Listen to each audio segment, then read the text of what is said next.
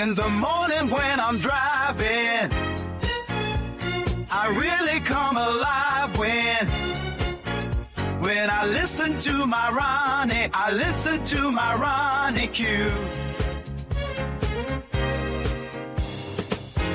They are rare and they are few who can compare with Ronnie Q.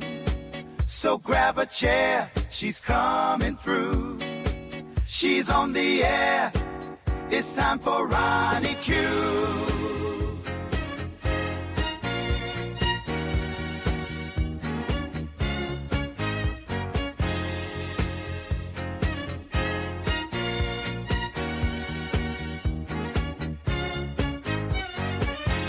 They are rare and they are few who can compare with Ronnie Q.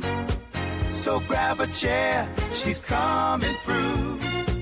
She's on the air, it's time for Ronnie Q. Ronnie Q. It's time for Ronnie Q. Ronnie Q.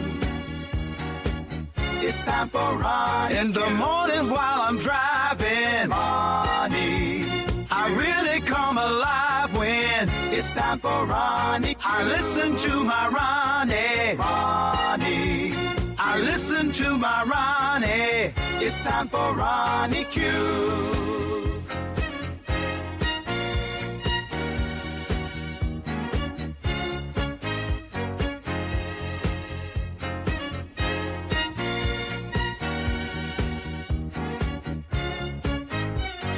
Take a seat and go meet Ronnie. Sweet, sweet, sweet, sweet Ronnie. No day complete without my Ronnie. She can't be beat. Sweet, sweet Ronnie.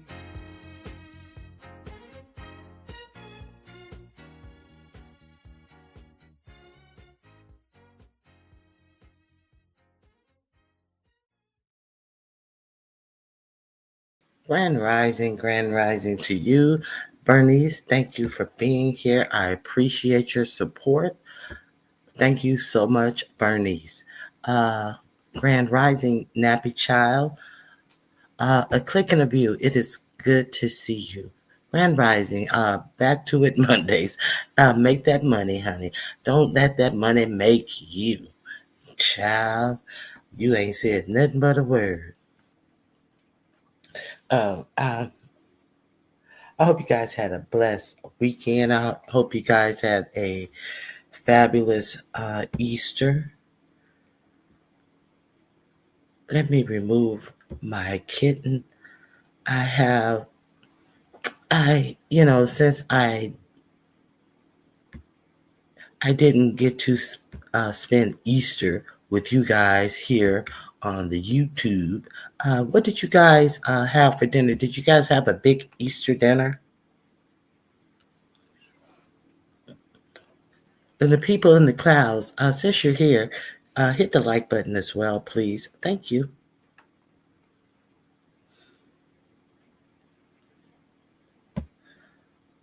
Grand rising, Miss Queenie. I'm back. Spring break is over. Dang on it. I know that's how I'd be feeling, Miss Queenie. Back to the real world. Did you guys have big Easter dinners yesterday? Okay, so what I will say is I did a prime rib bone-in roast, and we had macaroni salad and yams and rolls, and that's it. I didn't do any desserts. It's just it was just the two of us here yesterday, and I wasn't going to do the whole dessert thing. And my husband's not like a real dessert freak anyway, so had a nice Easter. I hope you guys did as well. Grand Rising, Madison. It's always good to see you. Thank you for coming in. So, I wanted to share a few things with you guys and about Easter. Now, I think I woke up to King Roman News I woke up to King Roman News doing a play-by-play of Jay Wilson's service. I don't know if it was a play-by-play, should I say, but he was talking about Jay Wilson's service. Uh, Obviously, he had attended the service and he was putting up a couple of pictures on his membership page. And there was no clarity on whether or not Tracy had shown up. So I saw that this weekend. Do you guys know for sure? Did she say for sure? Is anybody sure? Okay, so I think somebody's sure. Let's find out. Let's find out. Grand Rising, Very Carey. If you guys haven't gone over to Very Carey's link, go check her out. I saw that she was on this morning when I woke up. I'm sorry I didn't go over there. I will have to catch the replay. I don't know if she did her Very Carey, did you do your brain teasers this morning?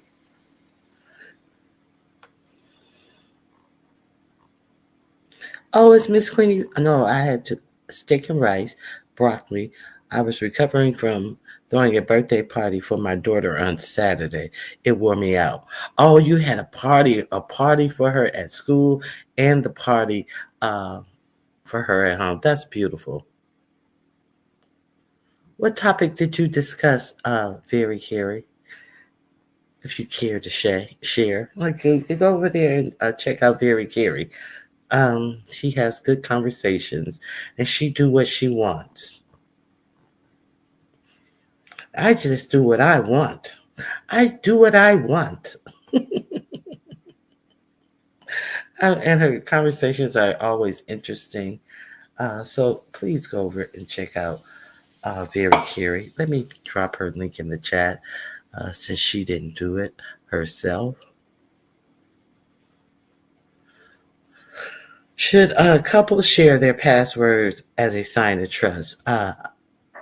No, is my opinion.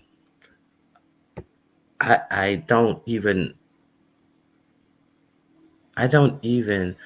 feel that me having anyone's my significant other's password is something that I would request for trust.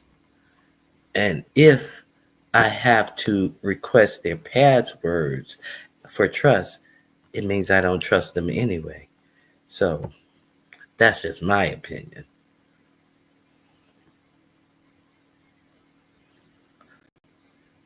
Yes, only dead fish go with the flow.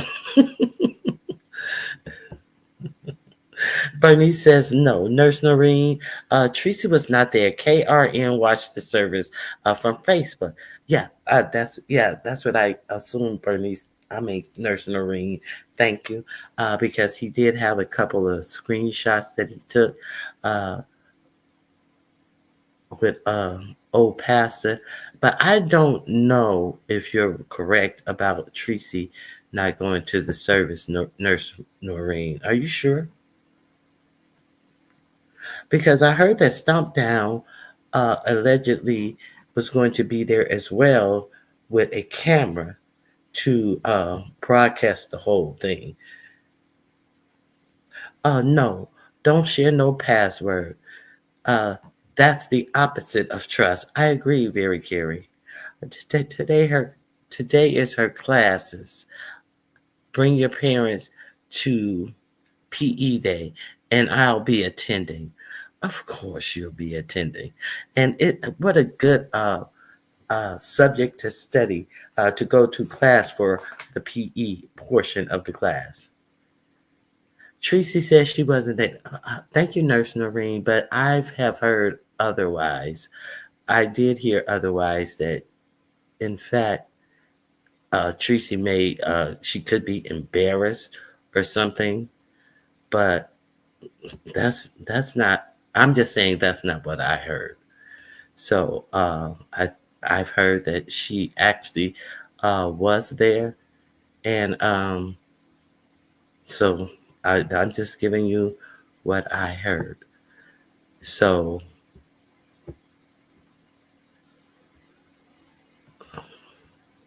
did King Roman say anything about her being there? Sounds good, Queenie. Enjoy it. I asked myself, where does time go? We got 14 and 16, 14 and a 16 at my house, and I don't know them. How did they grow up so quickly?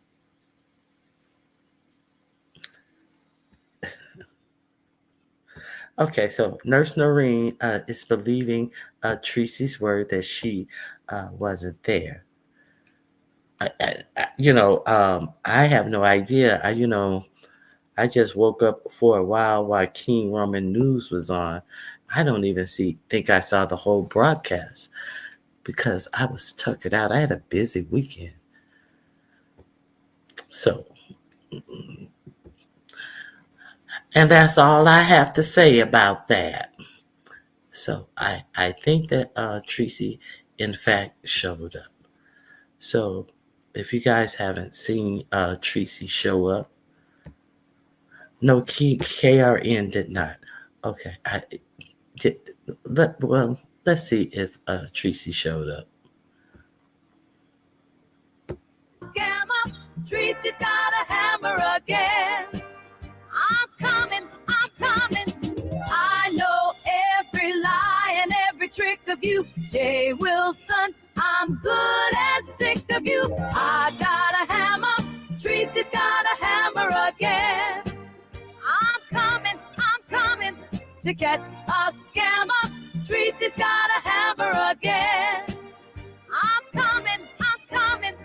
Low down, stomp down is coming through. Read. Lovely love will be there too. Read. Pissy Mark and Rebel Son.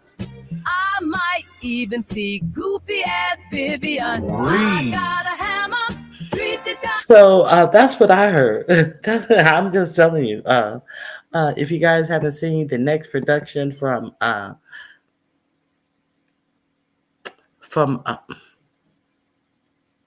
Palmetto. Wait a minute.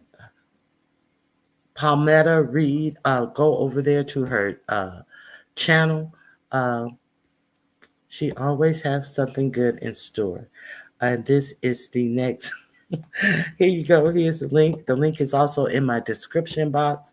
Go over there and check out Palm Reader. Nurse Noreen, that's why I kept going. That shit is funny AF. Okay, so like I said, I heard that she showed up.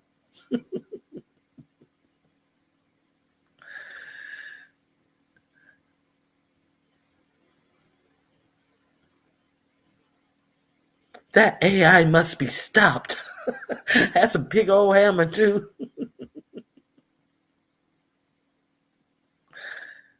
Rich rising to you as well, Max Boogie. It's always good to see you. Okay, let me make sure. Too funny.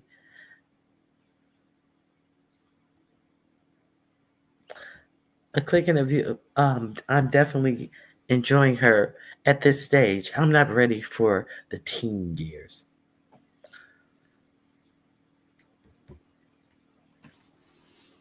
Well, hopefully, since you are so present in her life as an adolescent, that your teen years would go a little smoother, and she will talk to you and look to you for advice as opposed to trying to impress her friends. Some adult people haven't learned the task to trust who they can trust and not look for the approval of their peers.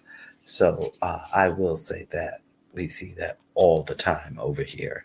They can't be trusted to carry out their own word because there's too taxed at impressing people who don't care anything about them.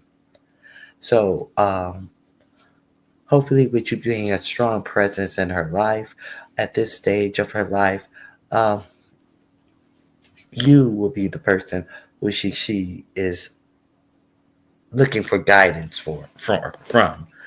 You know, when she comes up against obstacles, as we all do in those growing pains. Goofy ass Vivian. Goofy ass Vivian.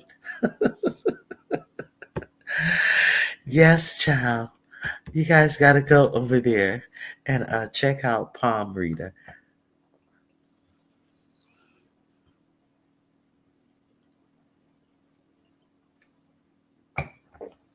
Okay. There was another there actually was another Christmas greeting that I wouldn't say I woke up to it. I kind of got this Christmas greeting in the afternoon, and I'm wondering if you guys got this Christmas on Christmas. Lord have mercy, I'm on Christmas.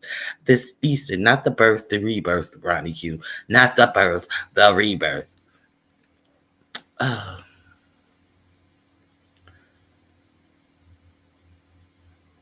where is my?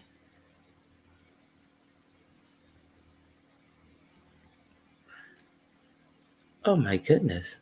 Don't tell me I didn't share it. Well, we'll get to that. We'll get to that.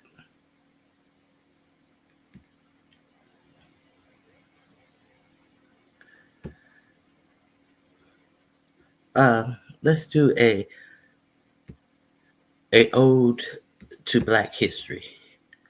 Never forget. Never, never, never forget. I have an ode to Black history that I don't want you guys to forget.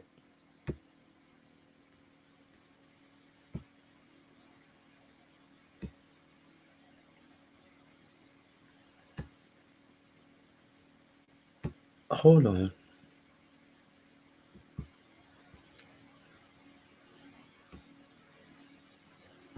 Shoes on, because boy, I got a message for you. Welcome to Host Civics, and this is why I would cheer if Harriet Tubman left some of y'all asses behind. I get it. Inflation is high, your rent higher, your boss isn't paying you anymore, and hell, you're probably about to get laid off because of AI. But our enemies ain't the migrants who the United States had a hand in toppling many of their governments, small and large. And if you're thinking, well, this was what the Latinos voted for. Was it the undocumented migrants who can't even vote in the first place? Or was it one of them flamenco tap dancers? And you're stupid must be bucking if you don't think that they don't care about messing up Black people's citizenship. They already calling us all types of DEIs, and there's already legal precedents of the Supreme Court debating the citizenship of Black people. In 1857, the Dred Scott decision decided that even though Dred Scott was in Wisconsin where slavery was illegal, he and his family were not considered free from returning to slavery because African Americans were not considered U.S. citizens in the first place. And if you're thinking, why do I care? That was 200 years ago. Bitch, the president is using the Aliens Indians Act of 1798 to dismantle alleged migrant networks, also known as middle schools, from operating on American soil. So yes, I would cheer if Harriet left some of y'all, because birthright citizenship was only created 3 years after the abolishment of slavery with the ratification of the 14th Amendment, which states all persons born or naturalized in the United States are considered citizens and have equal protection under the law. And if you don't see the timeline that we are in, it's very reminiscent of 1935 Nazi Germany Nuremberg laws that stripped the rights and citizenship away from Jewish people and paved the way for the Holocaust. And if you remember, they didn't stop there. Then maybe you might like hanging out with Matt. And the other day I saw a video of a woman say that migrants should be able to cross the border and have a baby here for free while she would have to pay thousands of dollars. Well, my sister would have lit up. Your enemy is the healthcare industry that links your pre-existing conditions and your uterus with your social security number. Because in many other nations in the modern world, women have babies for free. So Black people, you can put your tap shoes down. There isn't a beach house in Idaho with a stimulus check waiting in the mailbox. You should start caring about birthright citizenship before they come for you next. That was Host Civics. Like and follow for more.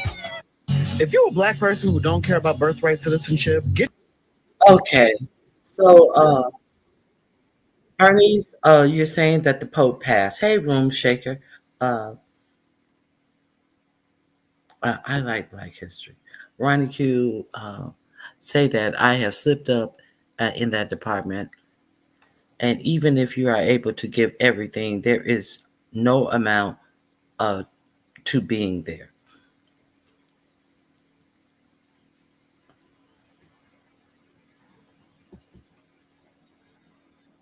Now, you're right. A click in a view. You're exactly right. Now, Bernie said that the Pope passed.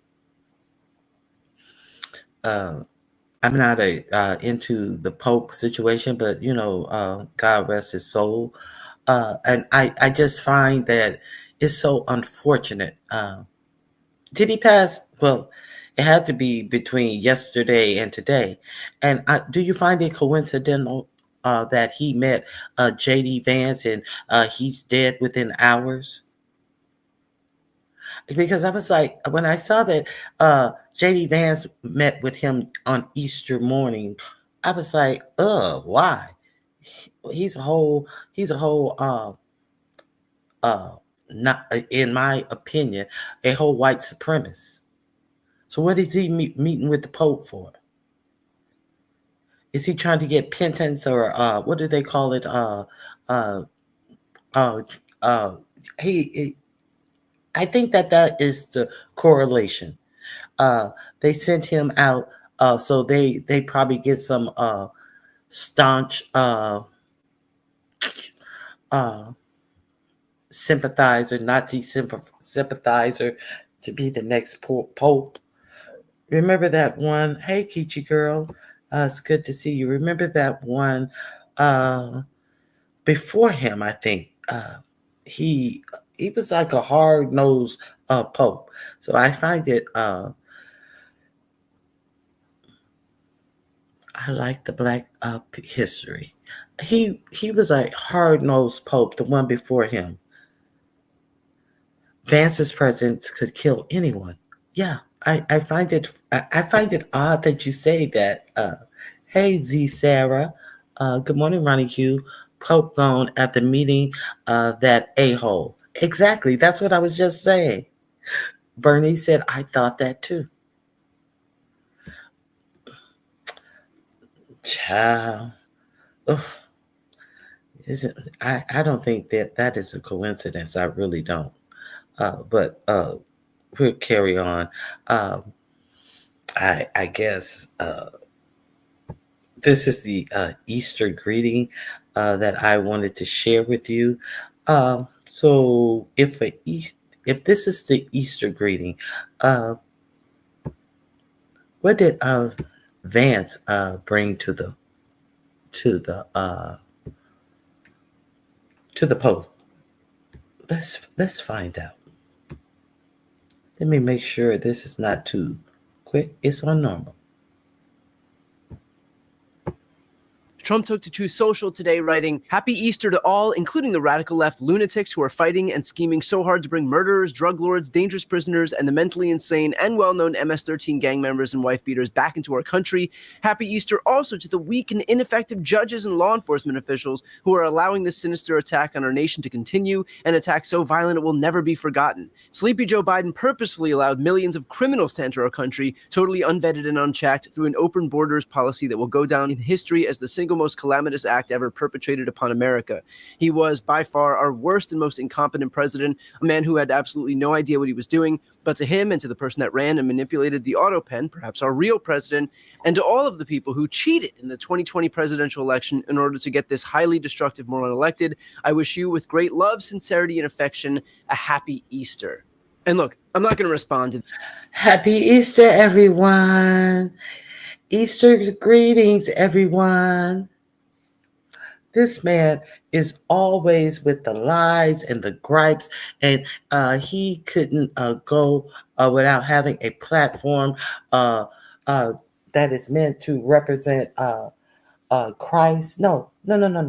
It nothing is bigger than his gripes, and the actual audacity to allude who may have been the real president, the one who used the auto pen, the same auto pen that he uses, that auto pen. So no one questioned who was the real president under Biden, like they questioned who's running his presidency, as in Elon Musk. The actual audacity to talk about an incompetent presidency when he has incompetence all dripping all around him. That's what's killing me. Pope Benedict was very strict. Pope Francis was more compassionate. A lot of conservatives didn't care for him. He was very progressive and good for the church, in my opinion. My husband told me about the stupid message. He's such a dude. Okay, so Ratzer. Yes, I knew it was one. Thank you. Thank you. I knew it was one of those popes. Thank you, Z Sarah. Okay, so that's what we get from Happy Easter. Okay, so now it's just weird that he would say that when all of this crap is coming out yet again about the drunk that he has over the whole entire Defense Department. The department that he said that he wants to increase their budget to $1 trillion. Is anybody paying attention to any of this?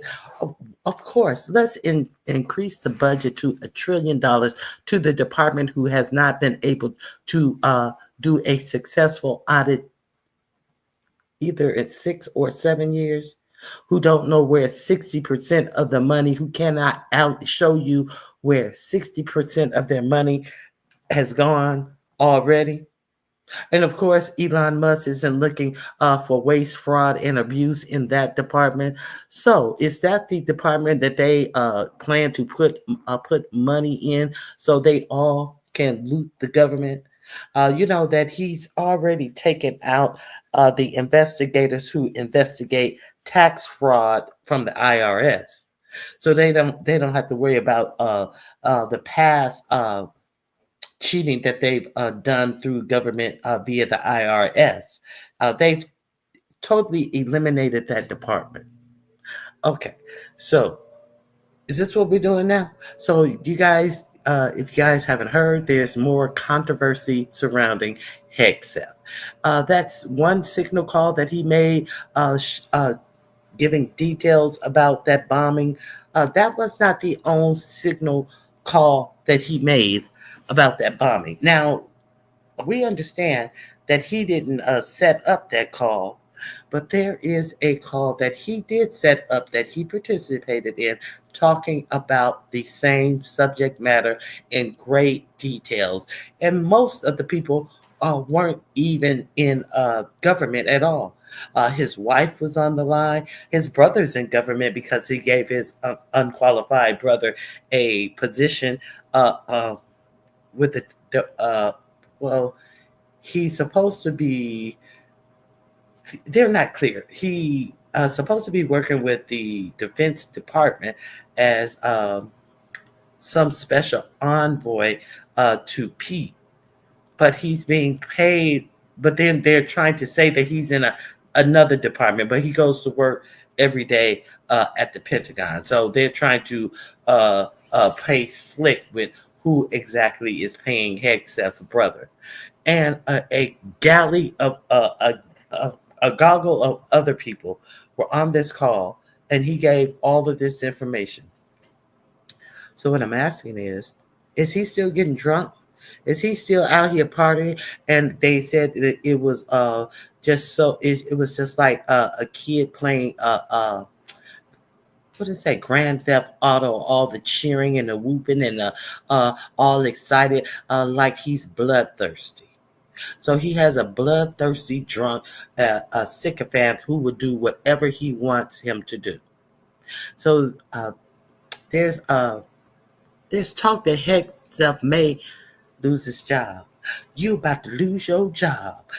But I don't think so, because he hates admitting when he's wrong, and he needs people to do the dumb, dirty stuff. And Hegseth will do anything to hang on to this power that he knows he does not deserve. This is a man who is firing 4-star generals, and he can't go 30 days in his job without fucking up. And let's not pretend that this shit is not very, very serious. So 4547 is willing enough to have somebody who is unqualified over the lives of soldiers. He did endanger the lives of soldiers on this unsecure line. And this time he didn't even call on his cell phone, his government cell phone. He calls from his personal. He set up this signal chat on his personal cell phone. Can you imagine? You don't want anyone in this position who can be blackmailed or compromised. I don't think anyone could compromise him worse than he compromises himself. Therefore, he's open to be blackmailed.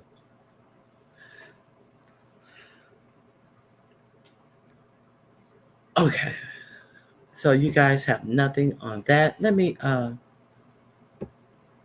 I think it's disgusting. I really think that it is horrible. And I don't think 4547 has the balls to get rid of him, which is the real unfortunate part.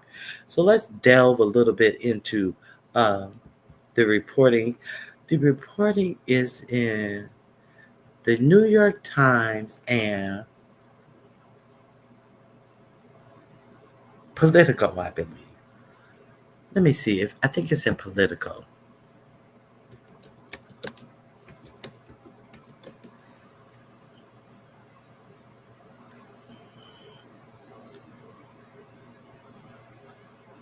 Let me go to their homepage.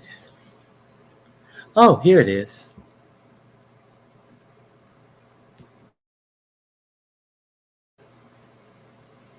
Let me go. I will share this with you. No, I'm not inviting guests. I said I wanted to share it with them.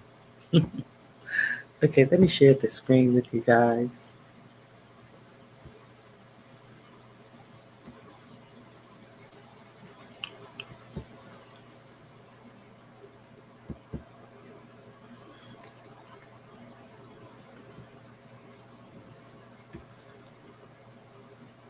Now, one of the guys, we talked about the firings that were going on at the Pentagon I think it was last week or the Friday before last week. They up into people were getting having lie detectors done on them to find out if they were the people who were leaking. No, Hegseth is the one who's leaking, and I think it was 3 people were fired at the Pentagon because Laura Loomer said that they should be fired. Laura Loomer, who is not in government, who got the president's ear. I said she must suck a mean peen to have people losing their jobs because she goes to 4547 and tell him that they are not in his best interests. A whole conspiracy theorists. Okay, so let's see what this says. Former Pentagon official warns department's dysfunction could topple Hegseth. Now, the dysfunction that is in the department is that there is a man who was the spokesperson. I think we've seen this guy, the burly guy who came out and did an assessment. He also was with Hegseth when he landed in Hawaii, and Hegseth thought that he was being real cute and playing wordsmith about that signal incidents and all of this dumb shit. So I think he was fired. He was on the tarmac with Hegseth that day. So there's also a person who worked with Hegseth. However, he also worked in 47 First Administration. He is presented to be Hegseth's friend. His name begins with an O. We'll see if it's in this article. And he is the one. He didn't even get fired. He quit his job. He quit instead of continuing to working with someone who he defined who he defined as a friend. So let's see what's going on over there. Okay. The last month has been a full-blown meltdown at the Pentagon. John Ulat, the former top Defense Department spokesman, wrote in a political magazine opinion piece. Former top Pentagon spokesperson details month from hell inside the agency. Let's see what they talking about here. Oh, here we go. Don't put that big ad back up. Okay, opinion. Former top Pentagon spokesperson details month from hell inside the agency. The total chaos at the Department of Defense is becoming a major distraction for the Trump administration, writes John Ulat. I think this is the guy. I thought it the way they pronounced it, it sounded like it started with an O. Ulat. Okay. John Ulat is former chief Pentagon spokesperson and lead communications at the National Security Council and the Department of Veterans Affairs in President Trump's first term. He resigned from the Pentagon last week. He was a senior communications advisor on Trump's 2016 campaign. It's been a month of total chaos at the Pentagon, from leaks of sensitive operational plans to mass firing. The dysfunction is now a major distraction for the president, who deserves better from his senior leadership. President 4547 has a strong record of holding his top officials to account. Really? If he did, Hegseth would have been gone anyway. If he did, he wouldn't have even nominated Hegseth. The fuck out of my face. Anyway, okay. Given that it's hard to see Defense Secretary Pete Hegseth remaining in his role for much longer. The latest flashpoint is a near collapse inside the Pentagon's top rank. On Friday, Hegseth fired 3 of his most loyal senior staffers: Senior Advisor Dan Caldwell, Deputy Chief of Staff Darren Sedlick, and Colin Carroll, Chief of Staff to the Deputy Secretary of Defense. So,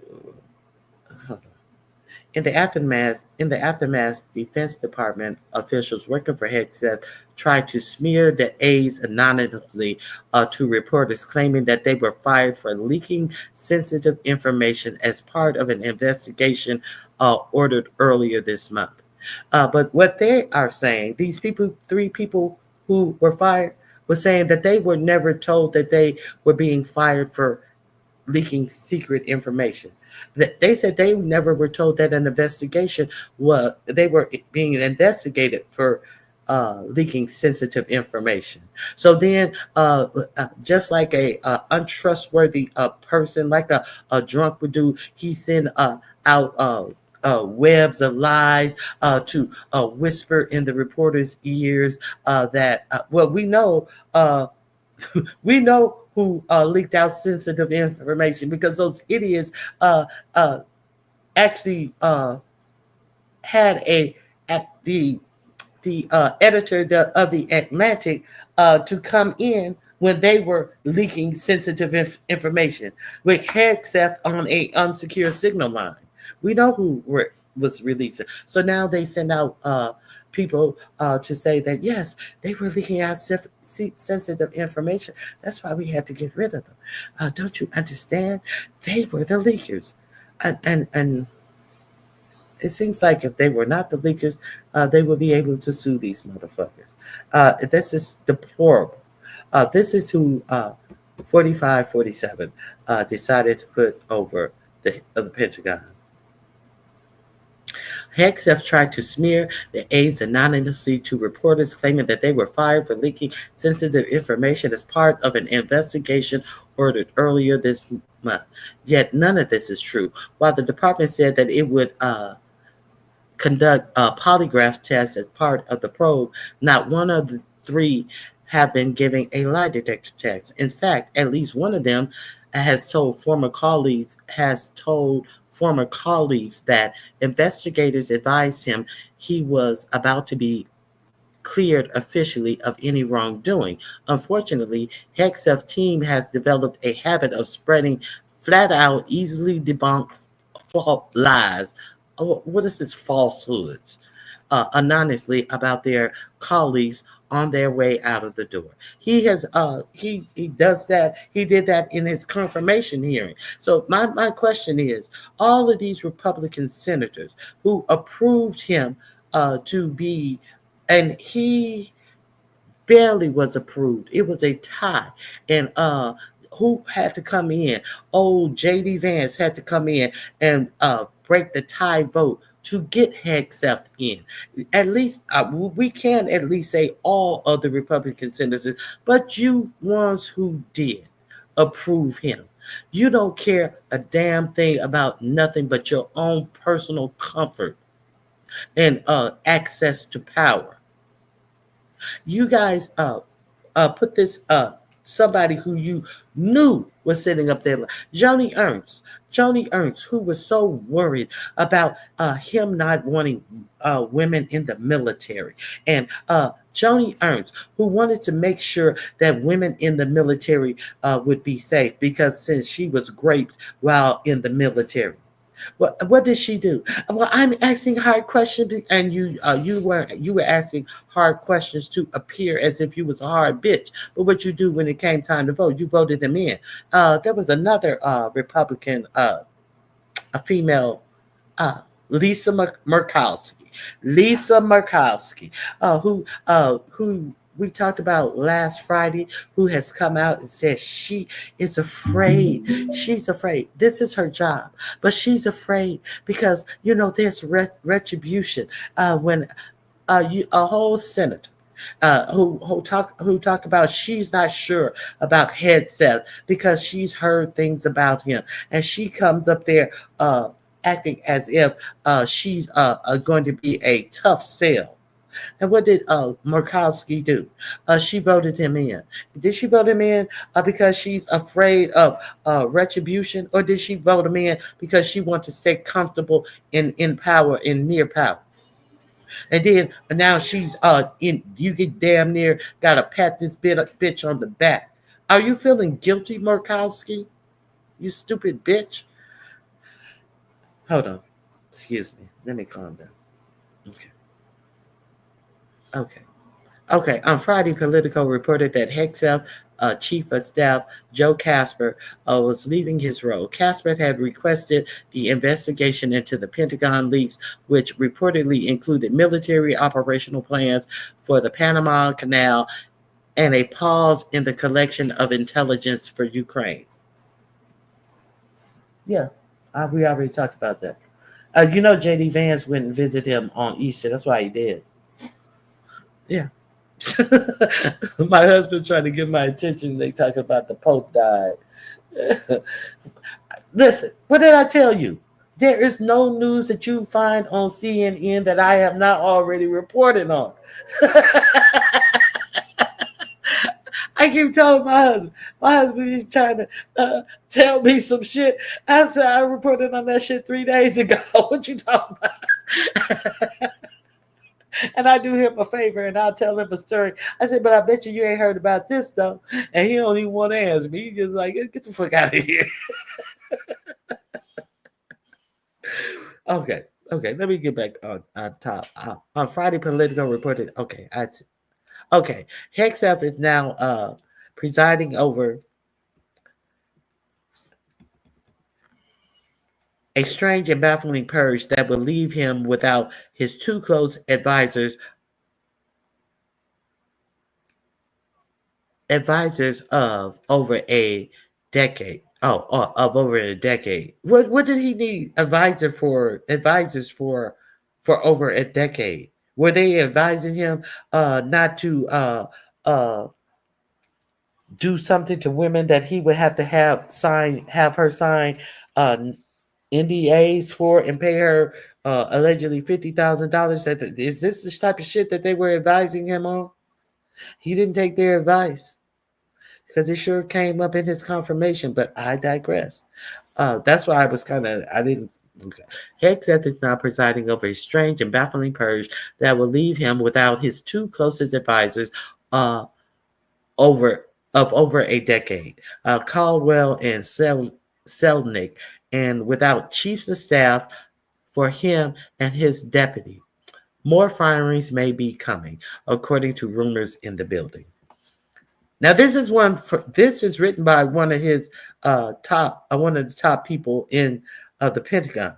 This is not an author or a reporter. No, this is somebody who actually worked with Hegseth, who wrote this. In short, the building is in disarray under Hegseth leadership. But I thought that he said that, what is that dude, Brown?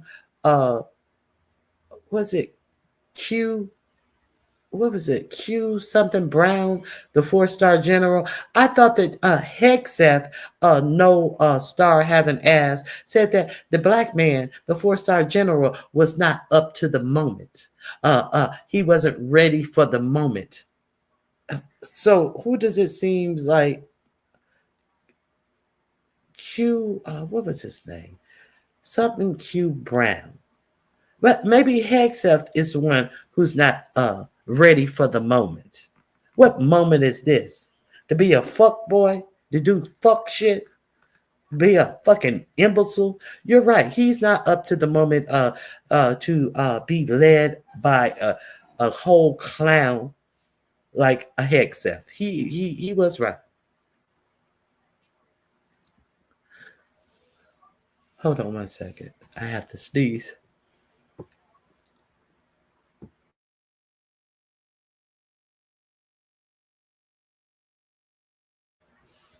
Hey, Candy Cane, how are you? Grand Rising.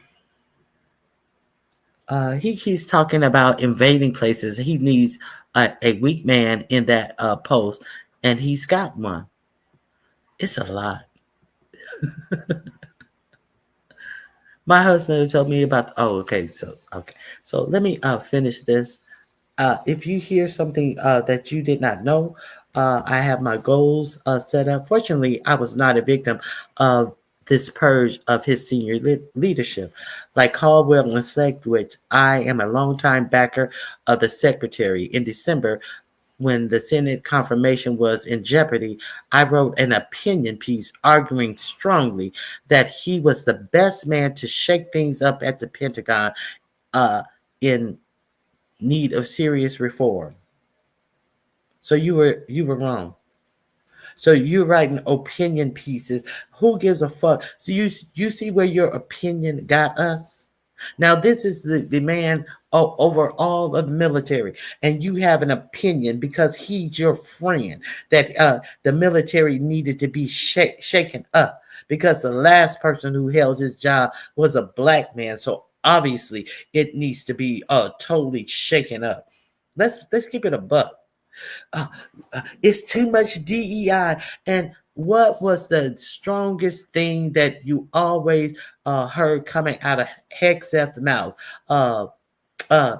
DEI, we're getting rid of DEI and meritocracy. You have to have merit. We're gonna be the strongest fighting force, and everything is gonna be based on meritocracy, which he has none of. Okay. So it looked good on paper, but in actual production, it doesn't look good at all. And the simple fact that you have brain dead bitches out here acting as if this is something to have allegiance to and can't call out the bullshit. Some people are really, really brainwashed. 1 second, please.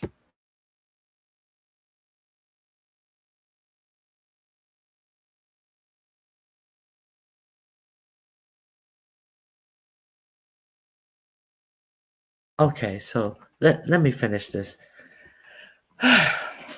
So much to say. Last month, Hegseth invited me to stand up and lead the Pentagon Public Affairs operation for his initial time in the building, and then possibly take on another position in that department after that. He declined, and that would have been a promotion for this man. He declined.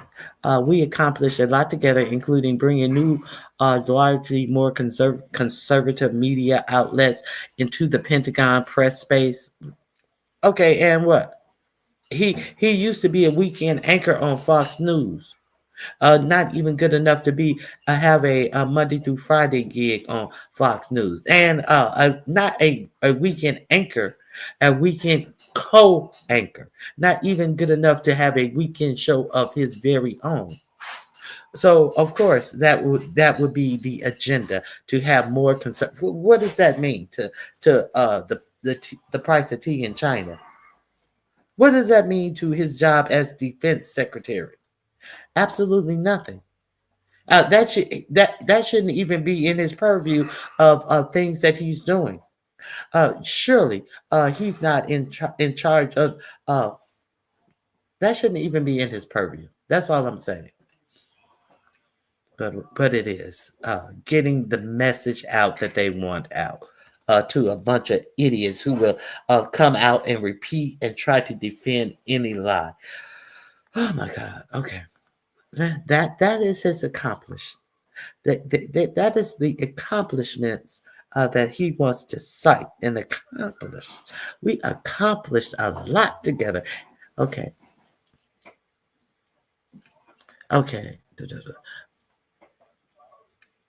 To bring a media outlet into the Pentagon press space and ensuring that the public understands Trump's commitment to rebuilding our military after 4 years of drift under President Biden and Secretary of Defense Lloyd Austin, including their injecting the decisive identity politics and lowering high standards on body composition and physical fitness in the uniform services.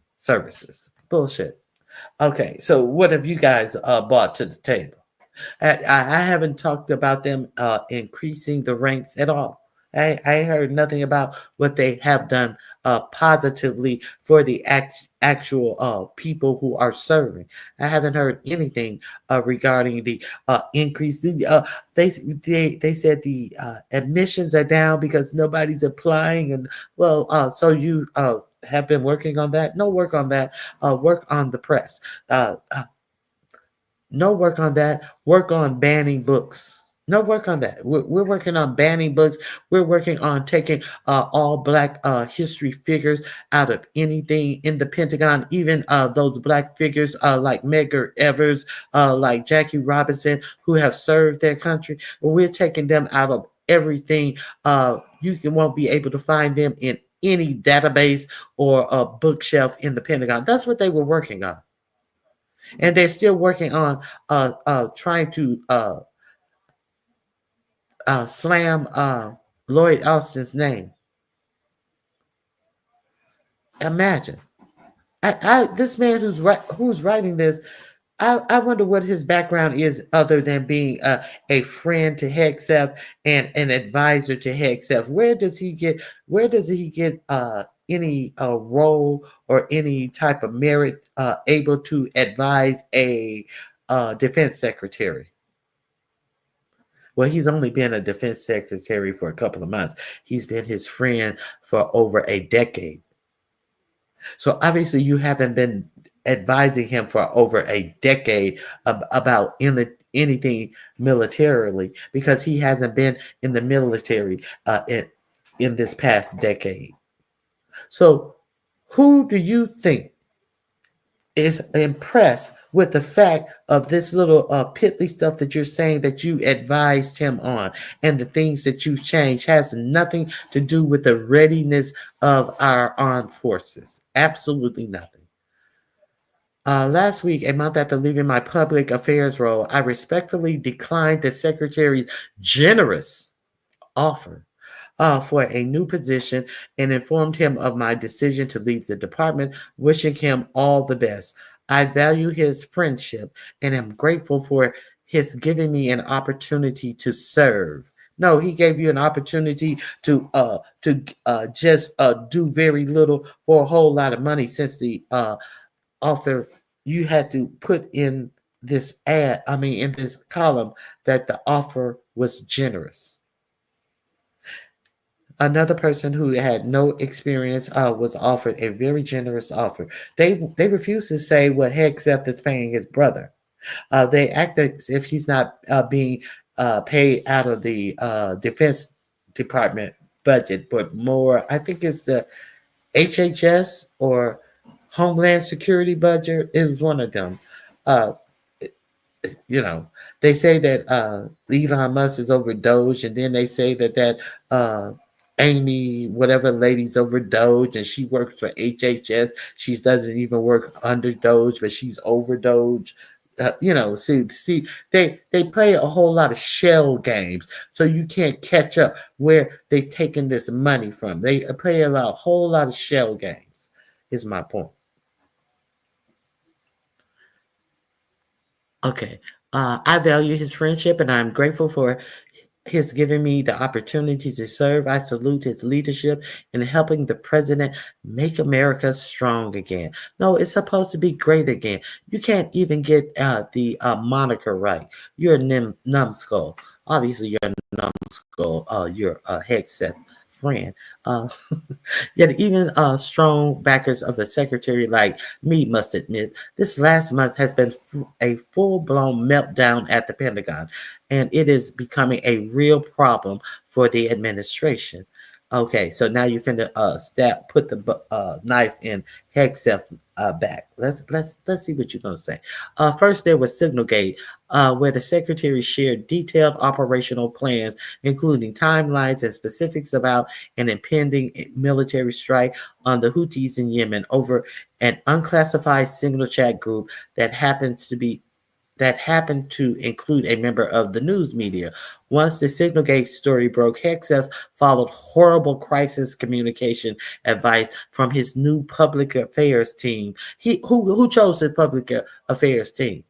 He chose them, and he got horrible advice because he's a horrible defense secretary. That's why. What do you expect, stupid? That's what happened. It sounds like you're going through something really tough right Okay, now. so where am I? Okay, from his new public affairs team, who somehow convinced him to try to debunk the reporting through a vague Clinton-esque non-denial denial that nobody was texting war plans. This was a violation of PR rule number 1. Get the bad news out right away. But he's a bad defense secretary. He's a liar. He's a drunk, allegedly. His nebulous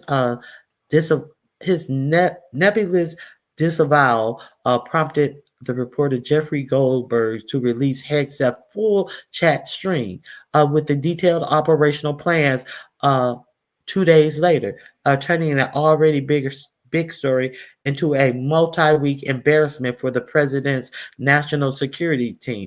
Hegseth now faces an inspector general investigation into a possible leak of classified information and violation of records retention protocols. Possible violation. We know he violated the record retention protocol because all of this was done on an app that was designed to make everything disappear. Everybody has knowledge that the reason why people use that app is because it will disappear everything where you cannot bring it back. So I don't even need to investigate that. He's guilty. He's guilty, and everybody on that is guilty. And they know that they are. So let's move on. They know they are to return, have these records documented. Let's not pretend that we hadn't learned in that secret investigation that they did a vote that Project 2025 vote, who is over the Office of Management and Budget, one of the co-authors of Project 2025. One of the things that they wanted in their first, they have a 180-day playbook. One of the things that they wanted to be sure of, that they wouldn't have to write anything down. We saw this in that secret investigation, that the biggest concern was they wanted to get their agenda out within the first 180 days, but they couldn't do it via email. They couldn't do it via a training manual, because that would mean that the press and citizens would be able to send in FOIA requests. So that was a main sticking point. He said out of his mouth, they don't want anything to be FOIA-able. FOIA, Freedom of Information Act. They don't want anything to be FOIA-able. So therefore, they decided to use an encrypted app that will forever delete your conversations. So what we need to investigate? I didn't told you. Give me that money. Yeah, ain't nothing to investigate. Yeah, talking about waste, fraud, and abuse. Okay, let me see. Okay, that was just the beginning of the month of hell. The Wall Street Journal and other outlets reported that Hegseth bought his wife, a former Fox News producer, to 2 meetings with foreign ministry counterparts where sensitive information was discussed. We saw his wife in one of those meetings. They actually have footage of her being in one of those meetings. Next, and he's not even talking about the latest shit that has come out about him being on the line with his wife and other people who had nothing to do with military strategic planning or had any reason to know about strategic military planning, also done on the Signal app. Okay, the next, the Pentagon set up a top secret briefing and remember when we talked about that Elon Musk was Musk goes to the Pentagon. Remember when we talked about Musk going to the Pentagon? And wait a minute. It jumped forward. Oh, and then when Trump allegedly, well, I don't think that Trump had just found out about it, but they say that Trump was not informed about it. They actually are saying that Trump had no idea that Musk was going to the Pentagon to get a brief about China and a possible war with China. Y'all remember that? And then that meeting was shut down very quickly by 45, 47. Now, we're not going to we're not going to act like we don't know that Musk has a whole lot of business that he does with China. Musk is trying to get his biggest battery building. He's trying to get his biggest battery factory built in China. And we know that Musk has said that he has stayed in contact with China over the 4 years that 45, 47 was not in office. He has a personal business relationship with China. And we know that Musk is somebody who is a self-serving person. He don't care what it has to do as long as it benefits him. Much like cutting all these U.S. jobs while steadily giving himself billion-dollar contracts, which are full of conflict of interest. Okay. Okay. Next, the Pentagon set up a top secret briefing by the Joint Chief of Staff on China for Elon Musk, who still has extensive business interests in China. After learning about it, the White House canceled the meeting. No, the White House did not cancel. Well, maybe they canceled the meeting, but Elon Musk still showed up there. They were going to actually give Elon Musk a briefing in a skiff, something that they should have been talking to with each other in. Something that cannot be permeated by recording devices. They were actually going to give him a meeting in a skiff, which means that they were going to give him highly secretive information. Did you know that? Did you know that's why Elon Musk didn't meet him haphazardly anywhere? He actually went to the Pentagon offices to sit in a skiff to get top secret information. Now, that may be what they stopped, but Elon Musk still, they still played it out like, oh, we weren't going to give him information. He's just coming by to stop by. And he's not talking about any of his Doge. He didn't come by. He just didn't send those muskrats in there and to demand y'all give them the access to y'all computers. No, he didn't do none of that. He was coming there for self-serving reasons, in my opinion. Okay. Then came all the purges, and the news kept coming. On Sunday night, the New York Times reported that Hegseth shared details about the Yemen strike in another Signal chat that included his wife and brother.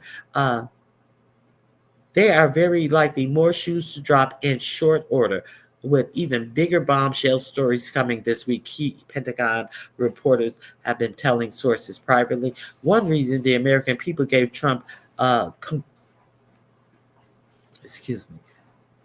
conclusive victory. Hold on. My throat. Hold on 1 second.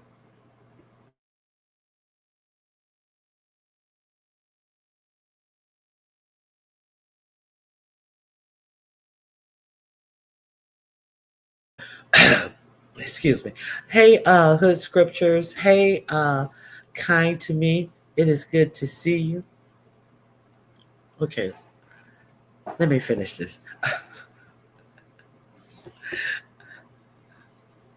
One reason that the American people gave 45-47 a conclusive victory last November is that he not long ago, because he's not a go along, get along creature of the Beltway like Chaba. Hold on. Of the Beltway, like many of his recent predecessors, but rather a shrewd businessman who expects results and hold his team accountable for serious mistakes that occur on their watch. Just ex-cabinet secretary Jim Mattis, Mark Expert, Rex Tillerson, David Shunkin, and Tom Price and Ryan Zinke. They, like Hegseth, are all good men and patriots to whom Trump dismissed in his first term when he found their performances wanting. He found their performances professional, and he could not get through their professionalism, and they would not do what he wanted. That's why you're right. He's not a go along, get along. Yes, he is a go along, get along. These people that you described that were dismissed by Trump, these were not the go along, get along. See how day is night and night is day and left is right and right is left with these liars? Okay. Biden did the opposite. From his did the opposite. From his defense secretary, botched withdrawal from Afghanistan and disappearing for 6 days, telling neither his staff nor the White House, to his transportation secretary, weeks-long refusal to visit the site of major railroad derailment, the catastrophic chemical spill, to his secretary of state's allowing Chinese officials to lecture him about race relations. Maybe you guys need somebody to lecture you about race relations. Biden, hell, I guess they figure that there's no debate. The white is supreme. So what's there to lecture about? Is that what you? Anyway, Biden held not a single one of his team accountable and just let them skate.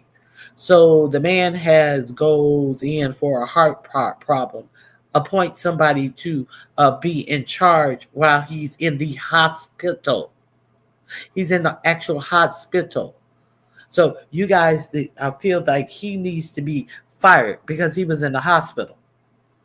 And he had somebody, the next in charge. But you feel like you need to know everything about his medical information.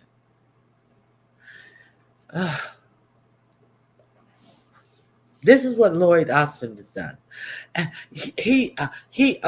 When has Hegseth been held responsible for giving that information out on an insecure app about an actual strike that had not happened but was about to happen on people who actually have anti-aircraft missiles, on people who have actually shot U.S. aircraft down? Where is all of this Trumpian responsibility now? Because they don't give a fuck about the people in the military. It means nothing to them. That has not permeated.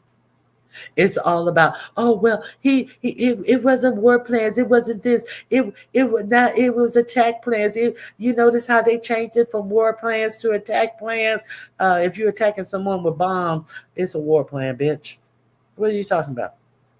Okay, so now you want to talk about there's Lloyd Austin was able to skate. He was skating in the hospital with a heart problem. Is that what skating was? Let's continue. The irony of somebody talking about responsibility when he can't say what responsibility was put on the actual people on that signal call. The actual people, they want to give the reporter the butt of the burden for being on that call, as if the reporter did something to get on that call. And all the time, what's his name?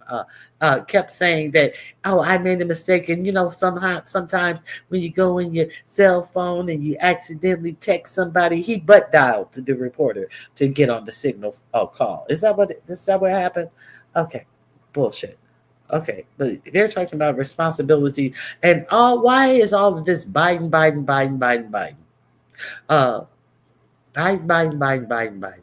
It seems like Biden did everything far more superior than you guys have. Okay, in Trump's first term, he produced more national security wins than any president in a generation or more. Okay, what else? Trump countered communist China aggression, strengthened our Indo-Pacific partnership, began America's long-awaited departure from Afghanistan, eliminated the IRS caliphate. What is the IRS caliphate? And killed its leader. Oh, IRS. That's it. Well, wait a minute. I apologize. Like, what is the IRS caliphate? The ISIS caliphate. And killed this leader, Abu Bakr Baghdadi, along with other big wins. I was like, I thought he didn't kill the IRS caliphate until this term.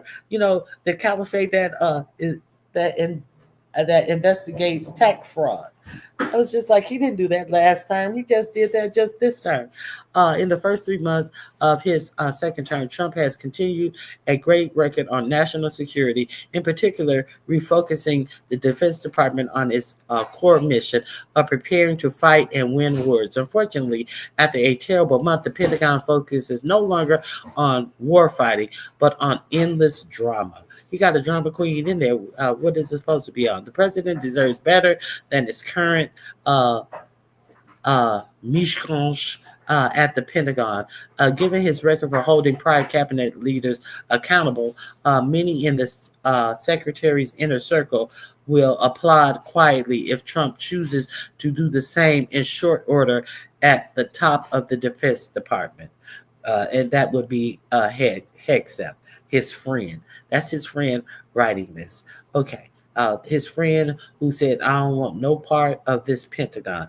So they're saying that there are other more explosive shoes are allegedly going to drop about things that have been going on in the Pentagon, and I'm pretty sure things that should have been expected.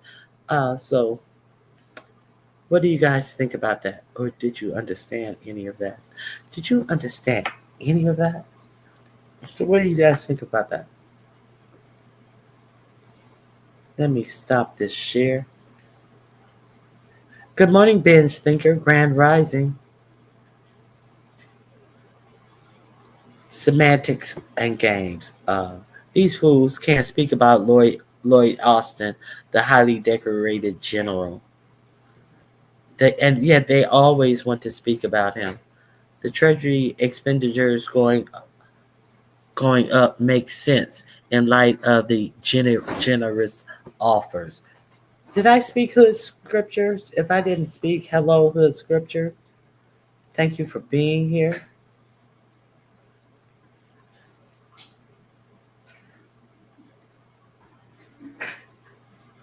Okay.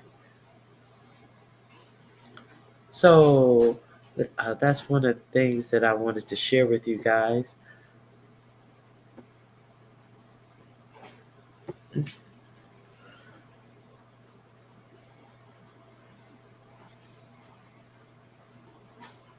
Now, let's talk about that Florida school shooting. So now, these MAGA people who always want to ignore the obvious, that is, it's more, I don't see a whole lot of left wing people going out here and doing this type of carnage. Now, he was the son of a sheriff officer, and he had one of her old service revolvers, service pistols on him when he did that. Yes, you did, and I'm listening. Thank you, Hood Scripture. So they are trying to say that why do you? This guy was a left wing loon. They're trying to say that he is a leftist loon, when they actually have gone back and easily found him in pictures of his red "Make America Great Again" hat. And then they're trying to say that the person on the golf course and the shooter in Butler, Pennsylvania, that clipped his ears were all left-leaning people. And we know for sure that the guy who they unalived on top of that building who clipped his ear was actually a right-wing fanatic. So now they're trying to change this school shooter into someone who was a left-leaning person. So let's hear more about this.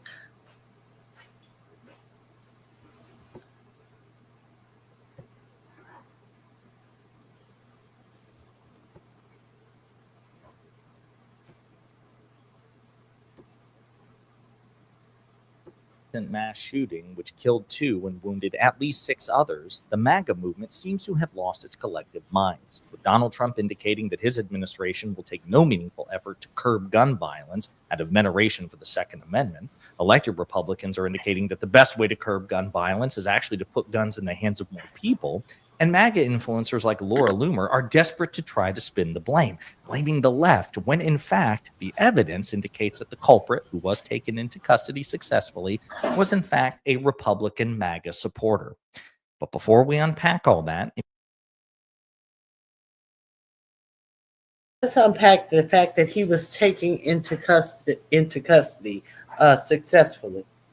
And let's discuss the fact that we have had instances of people getting stopped on traffic stops and their cars getting shot up 90, 98, 108 times to a motherfucker standing on the fucking hood of the car shooting down and found to have done nothing wrong for traffic stops. Let's talk about that. Let's talk about how many bullets are put in black people for the simplest of shit. But they are able to shoot him and successfully arrest him. There wasn't no barrage of bullets sent put upon him, even after they knew he was up there at the school shooting. They probably knew that 2 people were no longer living. They probably knew that when they hunt him down and arrest him, gave him non-lethal force of consequences, is what I'm saying. How does that always happen? Things that make you go, Were they aware also that his mother was part of the sheriff's department? They said that he was a regular. He was a regular at the sheriff's department. That all the people in the department knew him from his mom being a sheriff herself. So, is that why he wasn't shot all up? No, you can look at a number of reasons why they don't. Why they didn't shoot Kyle Rittenhouse up? Okay, so that's what I wanted to say about this. Let's see. Laura Loomer, the conspiracy theorist, is saying that this is all left-wing stuff that's going on. if you end up liking this video and you want to support the channel, please be sure to hit the like, subscribe, and alert bells before you go. All right, friends, we have a lot to talk about. As I'm sure most of you are aware, yesterday there was a mass shooting at Florida State University. 2 were killed, at least 6 others were wounded, and the culprit was taken into custody. He was not killed by law enforcement. So there's a lot to unpack. We're going to get into some clips of Trump, but this has taken on a political bent because of Trump's inaction and because MAGA is desperate to blame the left. So we're going to start there. MAGA influencer Laura Loomer claims FSU shooter hated Trump despite mountain of unsubtle clues that he was a Trump fan. Conspiracy theorist and MAGA influencer Laura Loomer insisted that Florida State University mass shooting suspect, and the name is on here, but I don't want to signal boost the guy's name, screw that guy, hated Donald Trump despite clear clues that he supports Donald Trump, including in an article Loomer herself posted. The shooter was taken into custody after a mass shooting at FSU that killed 2 and injured at least 6 others. In the aftermath of the shooting, Loomer posted a message on X/Twitter blaming the left for the shooting. So let's take a look at those posts.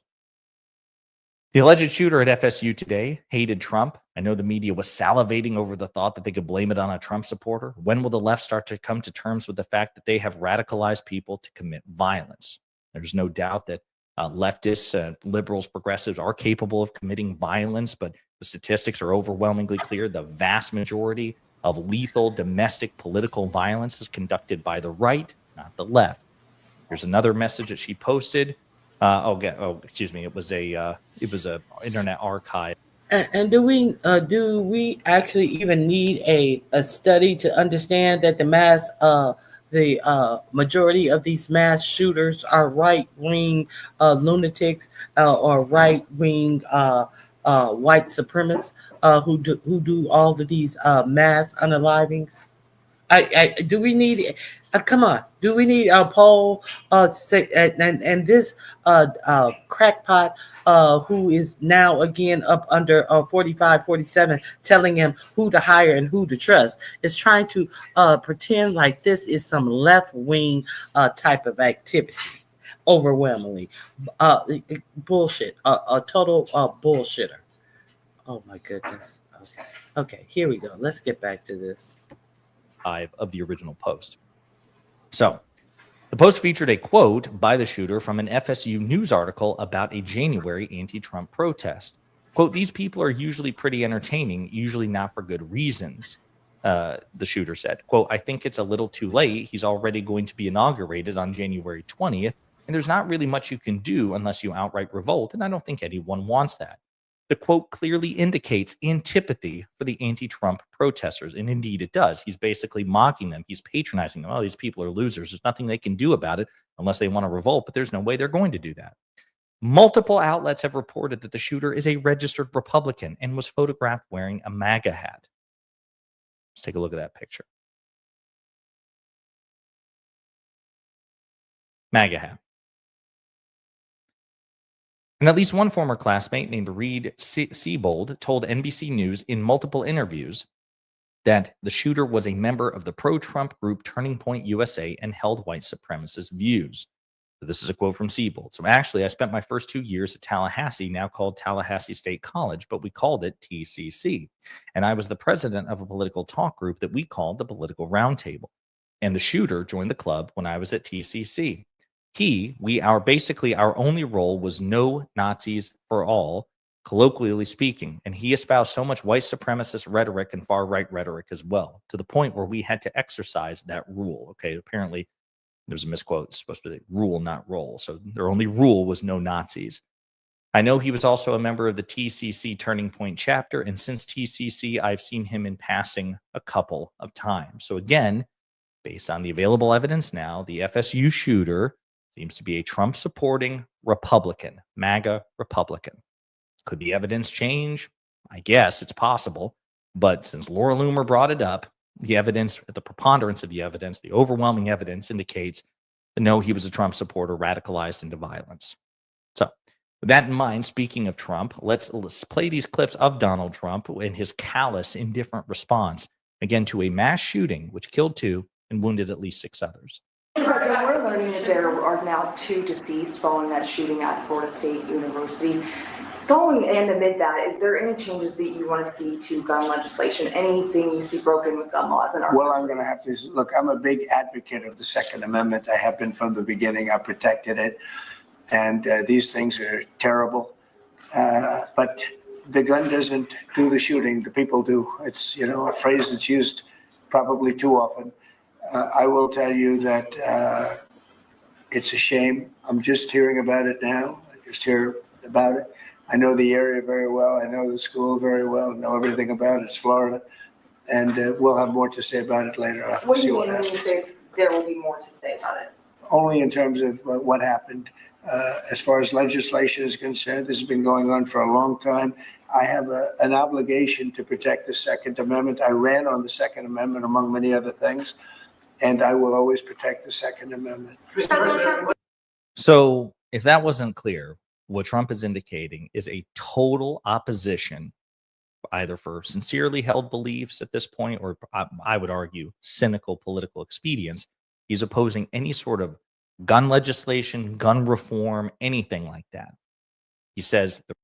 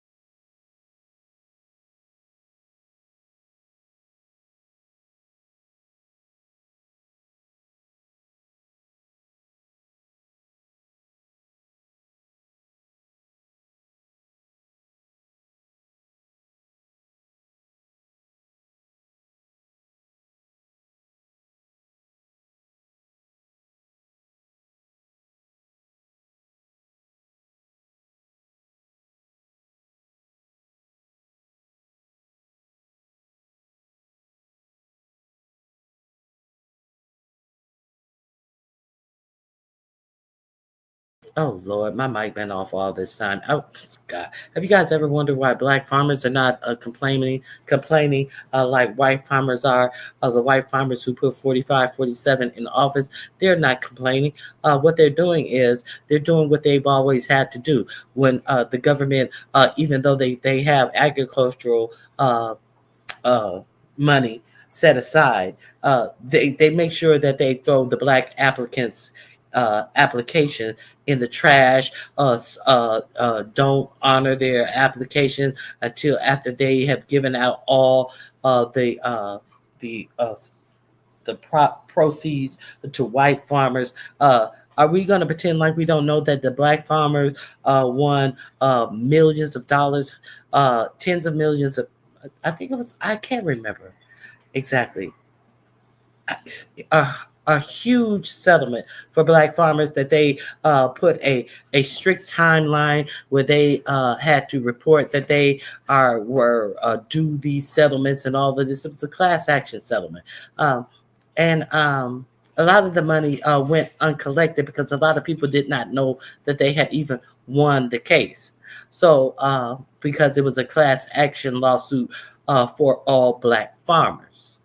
So, hey Jill, so do you wonder why now all of these white farmers are complaining about how the government that they put in office is hurting them financially?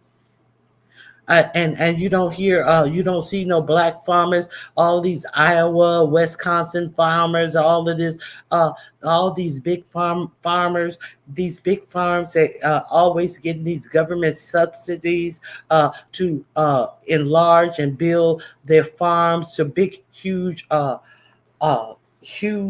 swath of farm acreages.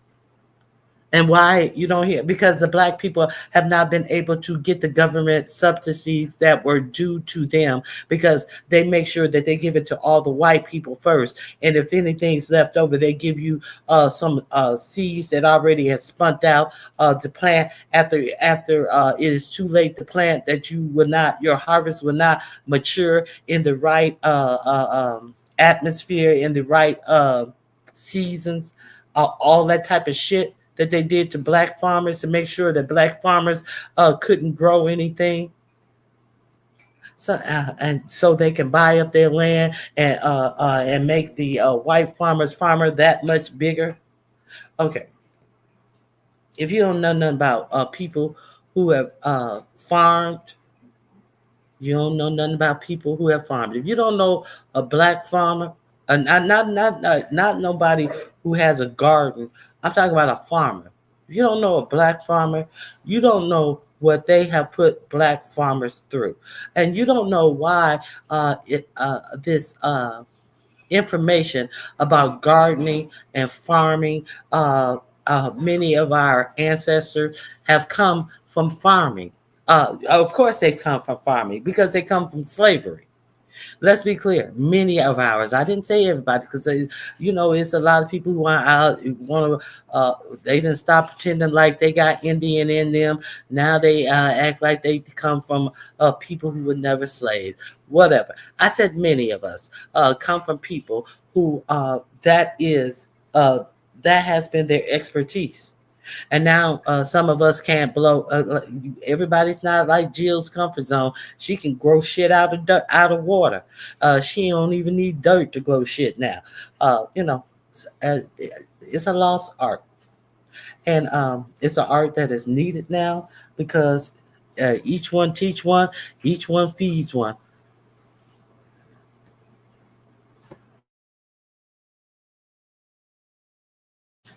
Okay, so.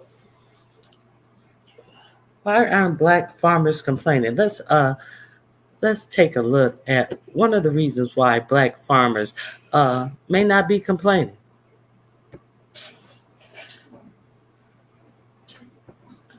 Now, this is a woman who I watched. They do a homestead, and I was glad that she talked about this, and she gave her opinion in the beginning. The link is all my links are there in the description box. And then she's going to go to her Father, the name of this video, Why Black Farmers Are Not Complaining.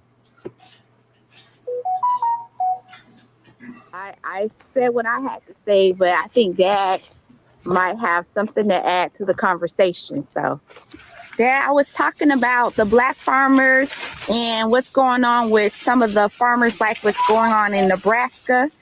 Why do you personally think that Black farmers are not online complaining about what's happening with the government and government policy and complaining about losing money right now? I think the Black farmers, they're going back to old school. They learn by now how to keep the man out their pocket. When you have 5G home internet from Verizon, you can get the entertainment you already love for less, like Netflix and Max. See, they learn to pay for things cash.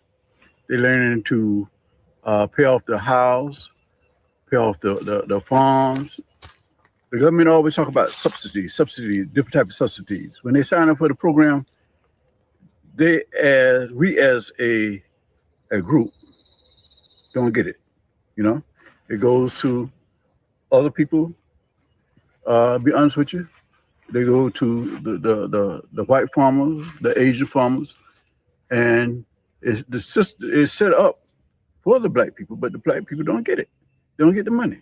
They'll find a loophole in there and a heartbeat for those farmers not to get the subsidies that they need. So the only thing left for the Black farmer is just to keep out of debt. Stop borrowing money. If you're gonna have a bad crop season, you know what I'm saying? You know, make sure that everything is paid for you won't go in the hole. You know, keep the man out your pocket. That's what you have to do. And you come out ahead. But if you come and get this loan for that loan for this, that loan for that, you're gonna be in a terrible situation. Terrible situation. So that's what Dad has to say about that. So he pretty much agreed with me that a lot of discriminatory practices have kept Black farmers from participating in a lot of programs. And that's why I don't think you actually get to see them complaining online like that, because first of all, they don't get a lot of the things through the NRCS.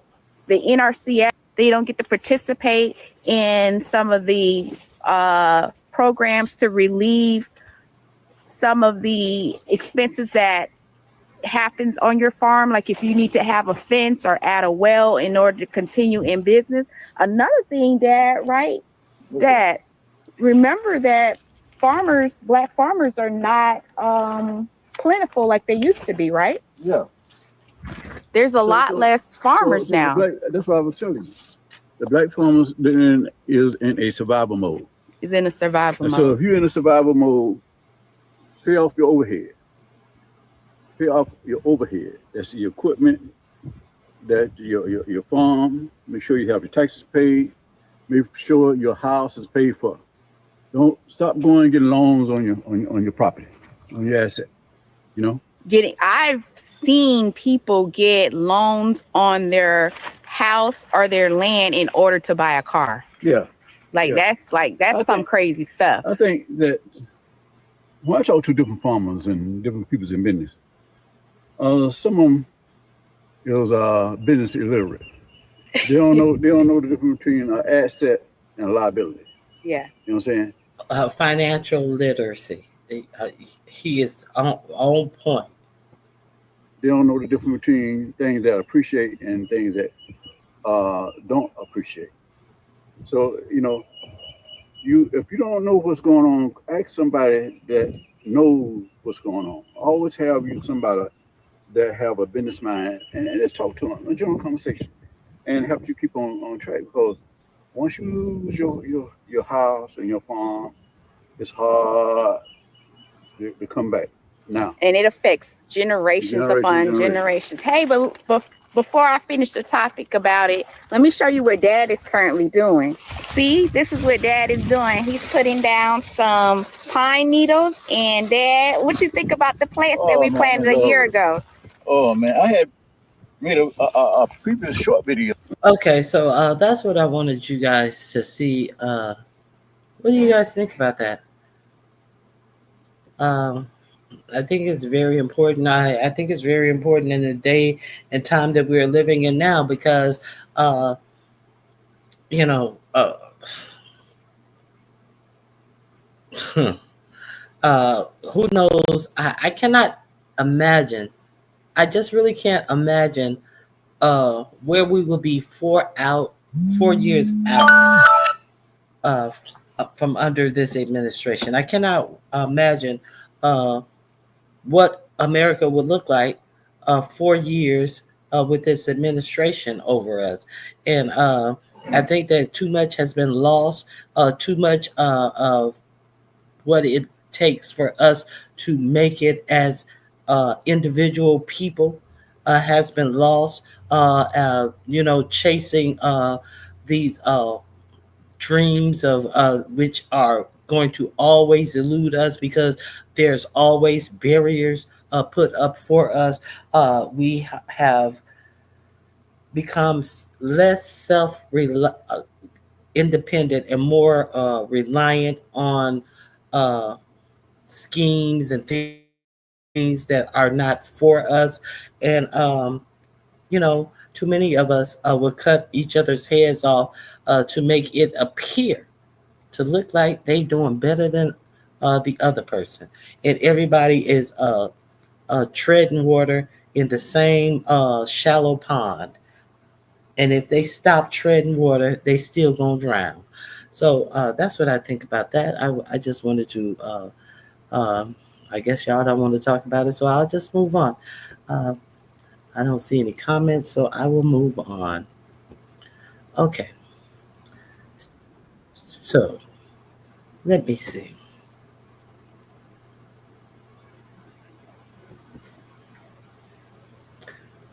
All right, guys, I'm out of here. I hope you guys have a great remainder of your day. God bless you. Bye-bye.